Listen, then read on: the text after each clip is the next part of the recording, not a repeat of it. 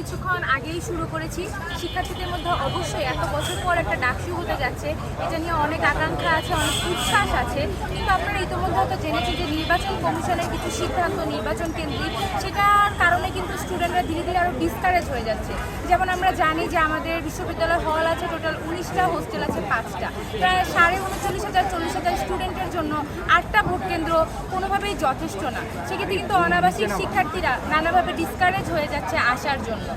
এছাড়াও প্রথমে এরকম একটা গুঞ্জন শোনা গেছে যে হল কার্ড ব্যতীত কেউ ভোট দিতে পারবে না, যদিও প্রশাসন পরে বলেছে যে না, যে কোনো অফিসিয়াল ডকুমেন্ট থাকলেই দিতে পারবে। কিন্তু এই জিনিসটা আসলে তাদের প্রেস ব্রিফিং করে আরও স্পষ্ট করে স্টুডেন্টদের কাছে যাওয়া দরকার।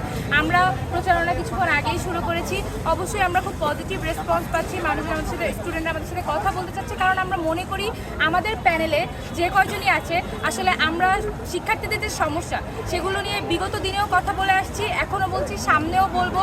এই জন্য আসলে আমরা তাদের সাথে আরও বেশি ইজিলি কানেক্ট করতে পারছি, যার কারণে আমরা রেসপন্সটা ভালো পাচ্ছি। 3 স্তরের নিরাপত্তা ব্যবস্থা নেওয়া হবে প্রশাসন থেকে, তবুও আপনারা এরকম সুষ্ঠু নির্বাচনের ব্যাঘাত হবে বলে মনে করেন কিনা, সুষ্ঠু নির্বাচন হবে বলে আপনার প্রত্যাশা কিনা? বা আমাদের তো অবশ্যই প্রত্যাশা যে যেন একটা সুষ্ঠু নির্বাচন হয়, এবং এটা কিন্তু আমরা বারবার বলে আসছি। তবু আমরা বলে থাকি যে বিভিন্ন ধরনের কিন্তু ঘটনাই ঘটে যাচ্ছে আমরা দেখছি।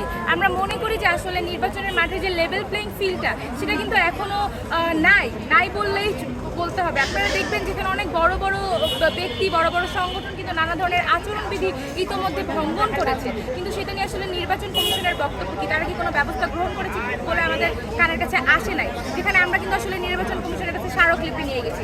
এছাড়া আমি একটু বলতে চাই যে সাংবাদিকরা প্রায় প্রশ্ন করে যে এবার নির্বাচনে প্রচুর নারী প্রার্থী, আমি এটাকে কীভাবে দেখছি।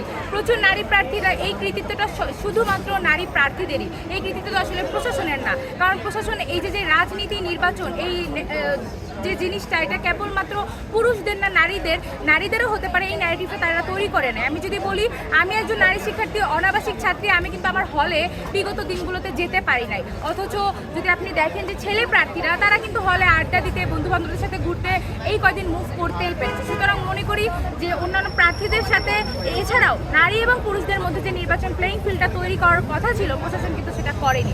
আমরা প্রত্যাশা করতেছি যে একটা সুষ্ঠু নির্বাচন হবে, এবং নির্বাচন আসলে যারা বানচাল করতে চায় তাদেরকে এই গণ অভ্যুত্থানকারী যে শিক্ষার্থীরা, তারাই কিন্তু প্রতিহত করবে। প্রয়োজনে নির্বাচন কমিশন পরিবর্তন হবে, কিন্তু যেই দিন নির্বাচন হওয়ার কথা সেদিন সুষ্ঠুভাবে নির্বাচন অবশ্যই প্রশাসনকে দিতে হবে।